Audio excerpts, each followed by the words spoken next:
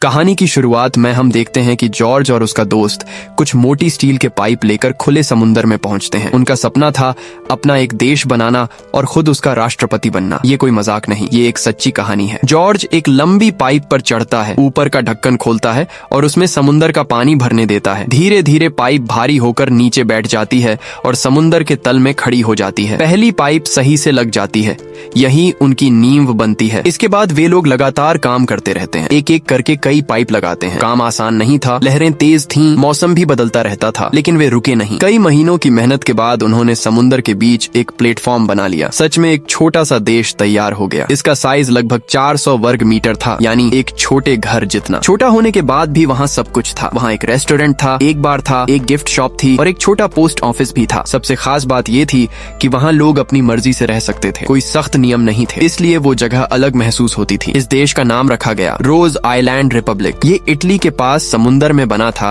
और 9 मजबूत खंभों पर टिका हुआ था। इसे बनाने वाला एक इंजीनियर था, जॉर्ज। वही इस देश का राष्ट्रपति भी बना। अब कहानी थोड़ी पीछे जाती है। जॉर्ज ने एक अजीब सी कार बनाई थी। उसने ये कार खुद अपने हाथों से बनाई थी, अपने इंजीनियरिंग एग्जाम के लिए। उसका डिजाइन अलग था। एक दिन जॉर्ज अपनी एक्स गर्लफ्रेंड एनी के साथ उसी कार में घूम रहा था। तभी ट्रैफिक पुलिस ने उसे रोक लिया। पुलिस ने कार देखी तो हैरान हो गई। कार पर नंबर प्लेट नहीं थी। उन्होंने जॉर्ज से लाइसेंस मांगा। जॉर्ज ने कहा, ये कार मैंने खुद बनाई है, इसके लिए लाइसेंस क्यों चाहिए? पुलिस ने कहा, मतलब तुम बिना नंबर प्लेट के गाड़ी चला रहे हो, लाइसेंस भी नहीं है और तुमने शराब भी पी रखी है। इसके बाद पुलिस जॉर्ज और एनी को थाने ले गई और उन्हें लॉकअप में डाल दिया। इसका सबसे बुरा असर एनी पर पड़ा। उसका नाम रिकॉर्ड में आ गया और उसका एग्जाम देने का मौका भी खत्म हो गया। लेकिन जॉर्ज को इससे ज्यादा फर्क नहीं पड़ा। वो इसे सीरियस नहीं ले रहा था। एनी को ये बात बहुत बुरी लगी। उसने गुस्से में कहा, मैंने तुमसे पहले भी इसी वजह से ब्रेकअप किया था। तुम्हें किसी की परवाह नहीं है, तुम हमेशा अपनी ही दुनिया में रहते हो, लेकिन ये दुनिया तुम्हारी नहीं है। ये बात जॉर्ज को अंदर तक लग गई। वो पहले भी एक हवाई जहाज बना चुका था, लेकिन बिना परमिशन उड़ाने की वजह से उसे रोक दिया गया था। अब उसकी बनाई कार भी सड़क पर नहीं चल सकती थी। जॉर्ज सोचने लगा, इस दुनिया में इतने नियम क्यों हैं? हर चीज पर रोक क्यों है? फिर उसने सोचा, अगर ये दुनिया मेरी नहीं है तो मैं अपनी खुद की दुनिया बनाऊंगा। कई महीनों तक वो यही सोचता रहा,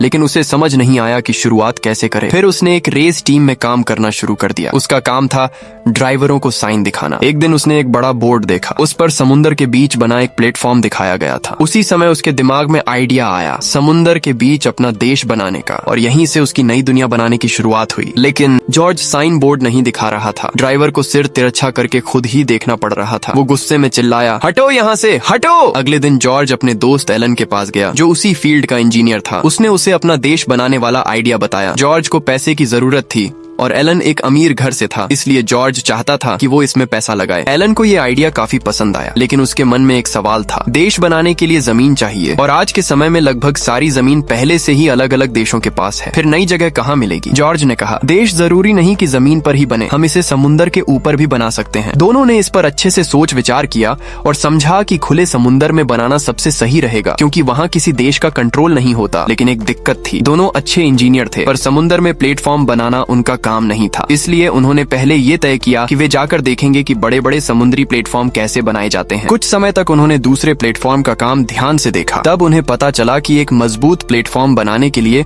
करीब 30 ठोस स्टील पाइप की जरूरत पड़ती है। अब सबसे बड़ी समस्या थी, इन पाइप को 12 किलोमीटर दूर समुद्र में कैसे ले जाएं? किसी बड़ी शिप से ले जाना बहुत महंगा था और उनके पास इतना पैसा नहीं था। लेकिन जॉर्ज ने हार नहीं मानी। उसने 2 दिन तक सोचने के बाद एक तरीका निकाल लिया। उसने घर में बाथटब में एक छोटा सा प्रयोग करके एलन को दिखाया। जॉर्ज ने समझाया कि अगर हम ठोस पाइप की जगह खोखली पाइप बनाएं तो वो पानी में तैर सकती हैं। इससे उन्हें ले जाना आसान हो जाएगा और शिप का खर्च भी नहीं देना पड़ेगा। फिर जब उन्हें जगह पर पहुंचा देंगे तो पाइप का ढक्कन खोल देंगे, अंदर पानी भर जाएगा और पाइप खुद ही नीचे बैठ जाएगी। काम वही होगा जो ठोस पाइप करती है। एलन को ये आइडिया बहुत पसंद आया। अब दोनों ने सच में अपना काम शुरू कर दिया। एलन ने अपने घर से पैसे का इंतजाम किया और जरूरी सामान खरीद लिया। दोनों खोखली पाइप लेकर इटली से करीब 12 किलोमीटर दूर खुले समुंदर में पहुंचे। ये जगह किसी भी देश के कंट्रोल में नहीं थी। अब सबसे मुश्किल काम सामने था। किसी एक को पाइप पर बैठकर उसका ढक्कन खोलना था ताकि उसमें पानी भर सके और फिर तुरंत वहां से हटना था। जॉर्ज तैरने में अच्छा नहीं था, इसलिए ये काम एलन को करना पड़ा। वो अपने वजन का फायदा लेकर पाइप पर बैठ गया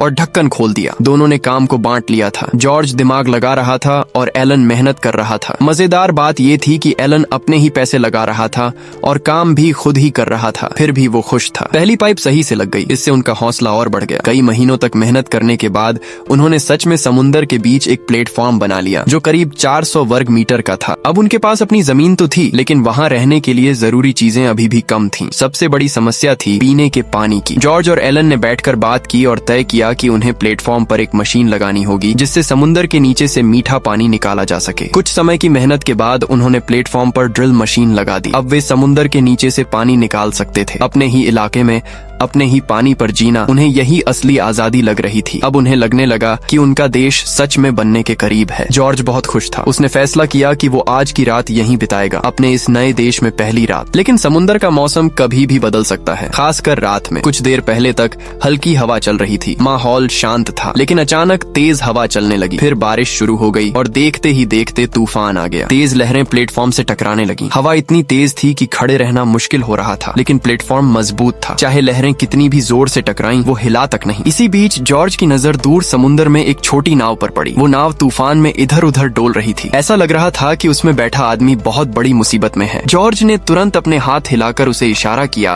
कि वो यहाँ आ सकता है, यहाँ सुरक्षित है। वो आदमी कई महीनों से समुंदर में भटक रहा था, उसका रास्ता खो गया था। किस्मत से वो एक वेल्डिंग का काम करने वाला था। जब वो प्लेटफॉर्म पर आया तो उसने जॉर्ज और एलन की मदद करनी शुरू कर दी। उसकी मदद से उन्होंने प्लेटफॉर्म पर जल्दी ही लोहे का एक मजबूत ढांचा खड़ा कर दिया और उसके ऊपर एक छोटा घर बना लिया ताकि हवा और बारिश से बचा जा सके। वो आदमी इस छोटे से देश का पहला रहने वाला बन गया। कुछ समय बाद वहाँ एक और आदमी आया। उसका नाम सोफिया था। वो पहले पब्लिक रिलेशन का काम करता था, लेकिन किसी वजह से उसकी नागरिकता छिन गई थी। अब उसके पास रहने के लिए कोई जगह नहीं थी। शुरू में उसे ये जगह बहुत अजीब लगी। उसे समझ नहीं आ रहा था कि ये लोग समुंदर के बीच क्या कर रहे हैं। उसे सब कुछ थोड़ा पागलपन जैसा लगा। जॉर्ज और एलन ने उसे समझाया, हम दोनों इंजीनियर हैं, हम अपना खुद का एक देश बना रहे हैं, हम यहाँ अपनी मर्जी से जीना चाहते हैं, बिना किसी रोक टोक के। सोफिया को पहले तो ये बात समझ नहीं आई, लेकिन धीरे धीरे उसे उनकी सोच समझ में आने लगी। फिर उसने सोचा कि अगर इस जगह को एक असली देश बनाना है तो इसे लोगों तक पहुंचाना होगा। उसने तुरंत अपना काम शुरू कर दिया। उसने इस जगह का नाम रखा रोज आइलैंड। उसने एक बोर्ड लगवाया ताकि दूर से आने वाले लोगों को रास्ता पता चल सके। उसने यहाँ आने के लिए नाव का रास्ता भी तय किया। धीरे धीरे इस अजीब से आइलैंड के बारे में लोगों को पता चलने लगा। पहले कुछ लोग ही आए, फिर और लोग आने लगे। देखते ही देखते ये खबर दूर दूर तक फैल गई। लोग यहाँ घूमने, देखने और छुट्टी मनाने आने लगे। पहले सिर्फ एक नाव चलती थी, फिर कई नावें चलने लगी। पूरे यूरोप में इस जगह की चर्चा होने लगी। हर कोई इस अनोखे देश को देखना चाहता था। जैसे जैसे लोग बढ़ते गए, जॉर्ज ने यहाँ बार और रेस्टोरेंट भी खोल दी। अब समुंदर के बीच लोग गाने, खाने और मस्ती करने लगे। रोज आइलैंड अचानक बहुत मशहूर हो गया। इसकी एक वजह उस समय का माहौल भी था। उस दौर में कई जगह लोग आजादी चाहते थे, बराबरी चाहते थे और सख्त नियमों से दूर रहना चाहते थे, और रोज आइलैंड उन्हें वहीं दे रहा था। एक ऐसी जगह जहाँ वे अपनी मर्जी से जी सकें। इसी वजह से लोग इस छोटे से आइलैंड में बहुत दिलचस्पी लेने लगे। यहाँ आने वाले टूरिस्ट खुद को बहुत हल्का और आजाद महसूस करते थे। कोई टेंशन नहीं, कोई सख्त नियम नहीं। जल्दी ही तीसरी नागरिक भी यहाँ आ गई। उसका नाम एनी था। वह यहाँ बार में काम करने लगी, लोगों को ड्रिंक देने का काम संभालने लगी। अब यहाँ टूरिस्ट लगातार आने लगे। भीड़ बढ़ती गई और जॉर्ज और एलन ने जल्दी ही अपने सारे खर्चे निकाल लिए। सबसे खास बात ये थी कि यहाँ कोई टैक्स नहीं था। अब जो भी पैसा आता वो सीधा उनका मुनाफा था। कुछ समय बाद अखबारों में एक खबर छपी, रोज आइलैंड रिपब्लिक ने खुद को एक आजाद देश घोषित कर दिया है। उनका एक ही नियम था, आजादी। ये खबर पूरे यूरोप में फैल गई। लोग और ज्यादा उत्सुक हो गए। हर कोई उस 400 वर्ग मीटर के छोटे से देश को अपनी आंखों से देखना चाहता था। इसी दौरान जॉर्ज की एक्स गर्लफ्रेंड एनी भी वहाँ आई, लेकिन इस बार वो अकेली नहीं थी। उसने एक खबर दी, वो शादी करने वाली है। ये सुनकर जॉर्ज अंदर से हिल गया। उसने ये पूरा देश बनाने की शुरुआत ही कहीं न कहीं एनी के लिए की थी। उसने सोचा था कि जब वो कुछ बड़ा कर लेगा तो एनी वापस आ जाएगी। जॉर्ज ने कहा, अब तो मैं एक देश का राष्ट्रपति हूँ, फिर भी मैं तुम्हारे लायक नहीं हूँ। एनी ने शांत होकर जवाब दिया, सच देखो जॉर्ज, ये असली देश नहीं है। तुमने खुद ही इसे देश घोषित कर दिया। इससे कुछ नहीं बदलता। बाकी लोगों के लिए ये सिर्फ एक छुट्टी मनाने की जगह है। ये बात जॉर्ज को सोचने पर मजबूर कर देती है। उसे समझ आता है कि अगर सच में इसे देश बनाना है तो सिर्फ बोलने से नहीं होगा, बाकी दुनिया को भी मानना पड़ेगा। तब जॉर्ज और एलन फैसला करते हैं कि उन्हें एक सही सरकार बनानी होगी। उसी रात वे सब मिलकर अपने अपने काम बांट लेते हैं। जॉर्ज बनता है राष्ट्रपति, एलन को बनाया जाता है आंतरिक मामलों का मंत्री, सोफिया को दिया जाता है विदेश मामलों का काम और और एनी को बनाया जाता है वित्त मंत्री। अब उनके पास एक पूरी सरकार थी। इसके बाद उन्होंने एक बड़ा कदम उठाया। उन्होंने अपनी इस नई देश के लिए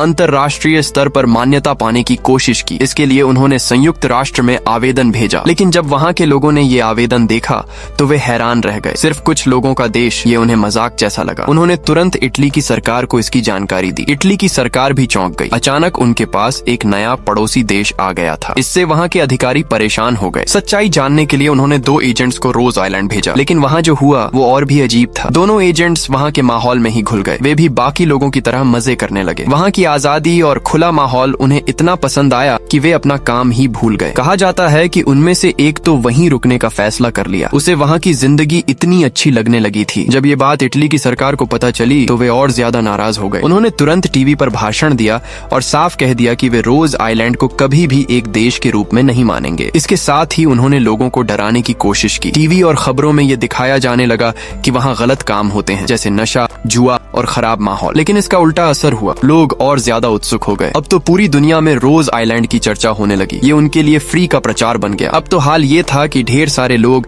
वहाँ की नागरिकता लेने के लिए आवेदन भेजने लगे। हर कोई उस आजाद जगह का हिस्सा बनना चाहता था। इससे रोज आइलैंड को और मजबूती मिली। अब इटली की सरकार सच में परेशान हो गई। आखिरकार उन्होंने फैसला किया कि अब सीधे जॉर्ज से बात करनी होगी। इटली सरकार के लोग जॉर्ज के पास पहुंचे। उन्होंने उसे एक ऑफर दिया। अगर वो अपना देश बनाने का आइडिया छोड़ दे तो उसे इतनी दौलत दी जाएगी कि वो जिंदगी भर आराम से रह सके। लेकिन जॉर्ज ने बिना सोचे मना कर दिया। उसके लिए ये सब पैसे का खेल नहीं था। वो ये सब सिर्फ एक चीज के लिए कर रहा था, आजादी। जब समझाने से बात नहीं बनी तो सरकार ने सख्ती दिखानी शुरू कर दी। सबसे पहले उन्होंने जॉर्ज के पिता को उसकी नौकरी से निकलवा दिया। एक ही दिन में उसकी सालों की मेहनत खत्म हो गई। फिर उन्होंने रोज आइलैंड के बाकी 3 लोगों को भी अपने पक्ष में कर लिया। उन्हें फायदे का लालच दिया गया और वे इस खेल से बाहर होने के लिए तैयार हो गए। इन सब बातों से जॉर्ज का हौसला टूटने लगा। उसे लगा कि शायद अब सब खत्म हो जाएगा, लेकिन तभी उसके पिता ने उसका साथ दिया। वही पिता जो पहले उसके फैसलों के खिलाफ थे, अब उसे हार न मानने को कह रहे थे। उन्होंने कहा, मैंने भी अपनी जवानी में बड़े सपने देखे थे, लेकिन धीरे धीरे जिंदगी ने सब छीन लिया। मैं बस काम करता रहा, कभी खुद के लिए नहीं जिया, और आज एक ही दिन में मुझे नौकरी से निकाल दिया गया। ऐसे सिस्टम में रहकर क्या फायदा। पिता की ये बात जॉर्ज के दिल को छू गई। उसे फिर से हिम्मत मिली। अब जॉर्ज ने एक बड़ा कदम उठाया। वो यूरोप की एक कमेटी के पास गया जो देशों के बीच झगड़े सुलझाती थी। उसने वहाँ अपनी बात रखी। काफी चर्चा के बाद उन्होंने माना